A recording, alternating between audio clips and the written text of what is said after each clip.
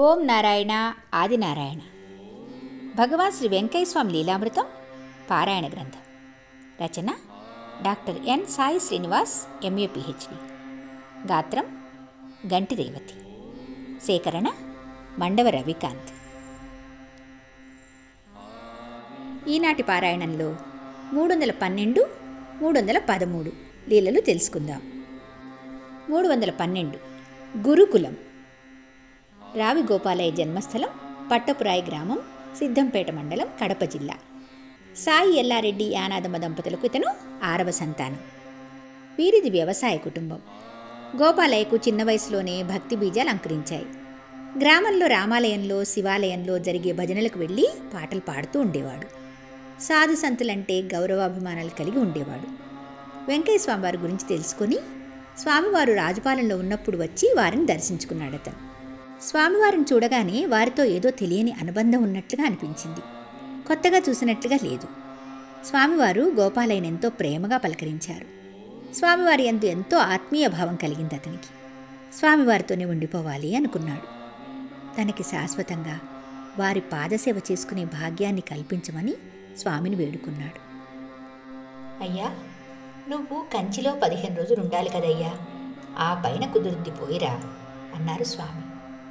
స్వామివారి అనుమతి తీసుకొని పాదయాత్రతో కంచి చేరుకున్నాడు. గోపాలయ్య ఆజానుబాహుడు, మంచి దేహదారుఢ్యం కలవాడు. అప్పుడు గడ్డం పెంచుకొని ఉన్నాడు. కంచిలో వరదరాజుల స్వామి ఆలయం గురించి విచారిస్తే ఎవరో చూపించారు. అది వాడకంలో లేదు. వెళ్ళి దర్శనం చేసి అక్కడే ఆ రోజు నిద్ర చేయాలని అనుకున్నాడు. నిద్రకు ఉపక్రమించాడు. తెల్లవారుజామున అకస్మాత్తుగా పోలీసులు వచ్చారు. అతని ఆహార్యం చూస్తే భక్తుల్లాగా లేడు. అనుమానం మీద తీసుకుని వెళ్ళి జైల్లో పెట్టారు. అతనికి ఏమీ అర్థం కాలేదు. భాష తెలియదు, తెలిసిన వాళ్ళు లేరు. నేను ఏ నేరం చేయలేదంటే ఎవరూ పట్టించుకోవట్లేదు. అలా చేయని శిక్షకు 14 రోజులు కారాగారంలో ఉన్నాడు. 14 రోజుల తర్వాత ఒక తెలుగు అధికారి వచ్చి అతడి వివరాలు తెలుసుకొని అతను నిరపరాధి అని విడిచిపెట్టాడు.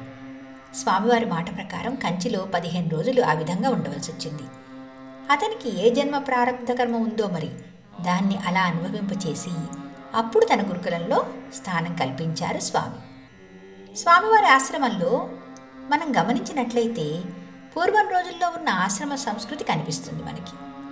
గురువు ప్రతిరోజు నిత్య నైమితిక కర్మలను ఆచరిస్తూ శిష్యులను భిక్షాటనకు పంపేవారు. కొంతమంది శిష్యులను అడవికి పంపి సమిధలు కొట్టించేవారు. నిత్యం అన్నదానం జరుగుతూనే ఉంటుంది. అనేక ప్రాంతాల నుండి సందర్శకులు వస్తూ ఉండేవారు.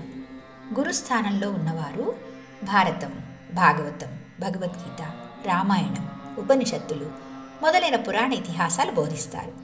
లోక కళ్యాణం కోసం యజ్ఞయాగాలు కూడా చేస్తుంటారు. మరి స్వామివారి దగ్గర కూడా జరిగింది ఇదే కదా. గోపాలయ్య తదితరులు ప్రతిరోజు కట్టెలు కొట్టారు, భిక్షాటన చేశారు. స్వామివారు నిరంతరం గుండం వేసుకుని వేసింది అది కూడా లోక కళ్యాణం కోసమే. నిత్యం తులసవ వచ్చిన వారందరికీ భోజనం వండి పెట్టేది కదా.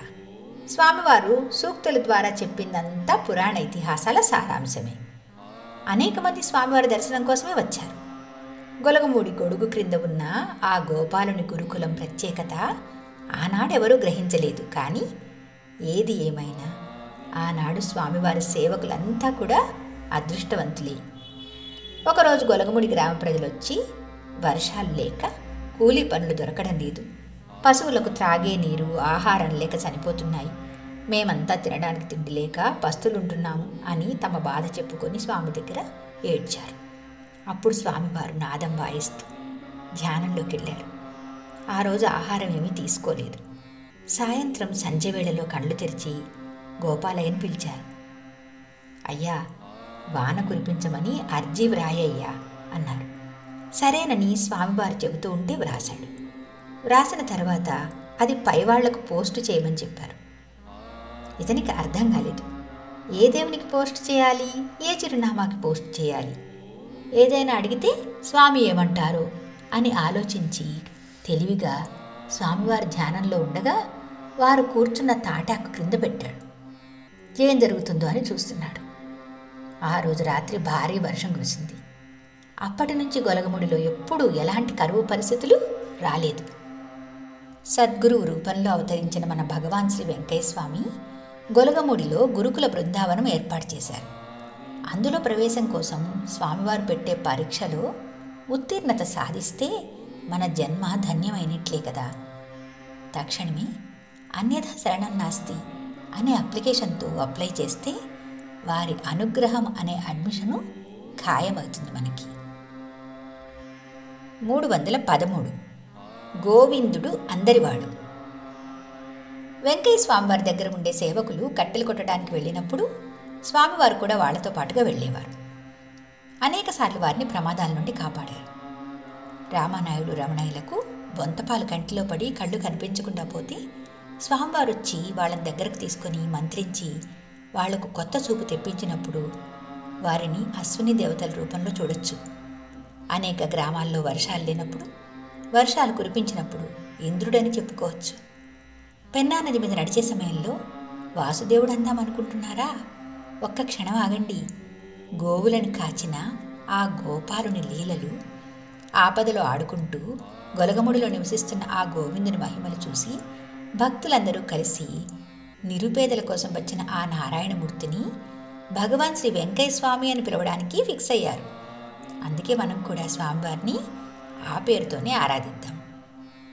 గొలగముడిలో గుడిసె దగ్గర గుండం వేసుకుని కూర్చుని గుండ్రంగా తిరుగుతూ ఉన్న భూమి మీద జరిగే సంగతులు మాత్రమే కాకుండా భౌగోళికంగా జరిగే అనేక విషయాలను చెప్పిన వారు పరమాత్మ కాక మరెవరో అనుకుంటే పొరపాటే. మంచినీరు లేవని ఆ గ్రామ ప్రజలు బాధపడుతున్నారు. గుర్తుపెట్టి బావి తవ్వించారు స్వామి. అక్కడ మంచినీరు సమృద్ధిగా లభించాయి. ఒకరోజు మంచినీటి కోసం వచ్చే వారిని చూసి స్వామివారు జాలిపడి గోపాలయ్యతో ఇలా అన్నారు: గత జన్మల్లో మేడల్లో మిద్దెలల్లో బ్రతికిన ఈ రెడ్డెమ్మలు చేయి విదిలిచ్చక గుడిసెల్లో పుట్టి కూలీ చేసుకుని బ్రతకాల్సిన కర్మ పట్టిందయ్యా అన్నారు. అంటే మానవ జన్మ ఎత్తిన తర్వాత దాన ధర్మాలు ఆచరించకపోతే దరిద్రులై పుడతారని కర్మసూత్రాన్ని అతి సులభంగా అర్థమయ్యేటట్లు బోధించారు వెంకయ్యస్వామి. రోజు కూలీ లేకపోతేనే తిండి దొరకని పస్తులుండే రోజులవి. స్వామివారి కోసం, వారితో ఉండే సేవకుల కోసం రోజు కూలీ దొరికితేనే తిండి, లేకపోతే పస్తులు ఉండే రోజులవి. స్వామివారి కోసం, వారితో ఉండే సేవకుల కోసం ప్రక్క గ్రామమైన అనికేపల్లిలో భిక్ష తీసుకుని వచ్చేవారు. ఆ రోజుల్లో ఒక్క మనిషికి కూడా అన్నం పెట్టలేని ఆ గ్రామంలో నేడు లక్షల మందికి నిత్యాన్నదానం జరుగుతున్నది. స్వామివారు నిత్యం అగ్నిగుండం వేసి తన తపశ్శక్తితో ఆ గ్రామాన్ని సుసంపన్నం చేశారు. ఆ మహనీయునిలో ఉన్న విశేషాన్ని దురదృష్టవశాత్తు ఆ రోజుల్లో ఎవరూ తెలుసుకోలేకపోయారు. ఒకసారి సుబ్బమ్మ వీధిలో వెళ్తుంటే ఆమె పిల్లలు కూడా ఏడుస్తూ ఉన్నారు. అది స్వామివారి కంటపడింది. ఆమెను పిలిపించి ఆమె 3 పిల్లలకు అన్నం పెట్టమని తులసమ్మకు చెప్పారు. ఆమె విస్తరి వేసి అన్నం పెడుతూ ఉంది. తల్లిని తిననీయకుండా ఆ పిల్లలే మొత్తం తినేస్తున్నారు. చూడగానే తులసమ్మకు జాలేసి వారందరూ కడుపు నిండా తృప్తిగా తినే వరకు వడ్డించింది.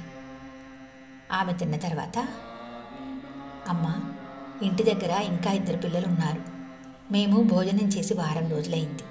కొంచెం ఉంటే పెట్టమ్మా, వాళ్ళ కడుపు నిండుతుంది అని సుబ్బమ్మ దీనంగా అడిగింది. తులసమ్మ కరిగిపోయింది. వారికి కూడా అన్నం మూట కట్టించింది.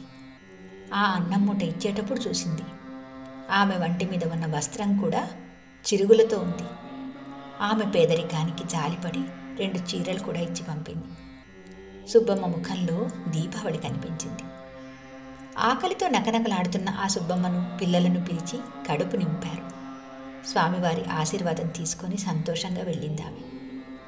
ఆమె వెళ్ళిన తర్వాత తులసవ్వ, స్వామి, ఆమె 5 పిల్లలతో అలా కష్టపడుతుంటే ఏదన్నా చెయ్యరాదా అని అడిగింది. అమ్మో, ఆమె ఎవరనుకున్నావు? గత జన్మలో వెంకటగిరి రాజాగారింట్లో రాణిగా పుట్టింది. ఆమెకు దాసీ పని చేసిన వాళ్లే ఈ జన్మలో పిల్లలుగా పుట్టారు. దాసీలకు తిండి కూడా పెట్టకుండా వాళ్ళ చేత చాకరీ చేయించుకుంది. ఆ కర్మ అనుభవించాలి కదమ్మా అన్నారు స్వామి. ఏమోలే, స్వామి పాపం దయ చూపించండి, ఆ పిల్లలు ఆకలితో చచ్చిపోతున్నారని ప్రార్థించింది తులసవ్వ. స్వామివారి దర్శనం, అక్కడ భిక్షాన్నం తిన్న ఫలితం ఊరికే పోలేదు. ఆమె జీవితంలో వెలుగును నింపింది. అప్పటి నుండి స్వామివారి అనుగ్రహం వలన స్వామివారి సేవకుల సహాయ సహకారాలతో పూలు అమ్ముకొని పిల్లలను పోషించుకుంటూ జీవనం సాగించింది. ఒక రోజున ఆదెపు నాయుడు, నారప్ప నాయుడు ఇద్దరూ గుండానికి కట్టెలు తీసుకొని రావడానికి బండి రమణయ్యను తీసుకొని తిక్కారప్పాడు వెళ్ళారు. ఆదెపు నాయుడు కట్టెలు కొట్టే పనిలో ఉన్నాడు. రమణయ్య కొట్టిన కట్టెలు బండిలో వేసుకుంటున్నాడు. నారప్ప నాయుడికి కళ్ళు త్రాగే అలవాటుంది. అతను వచ్చి ఆదెపు నాయుడిని 25 పైసలు అడిగాడు. ఇప్పుడు మనం స్వామివారి పనిలో ఉన్నాం, పిచ్చి వేషాలు వేయొద్దు అని అతను మందలించాడు. అతను మూతి నల్లగా పెట్టాడు. ఇద్దరూ కలిసి బండి నిండా కట్టెలు వేసుకొని గొలగముడికి వచ్చారు.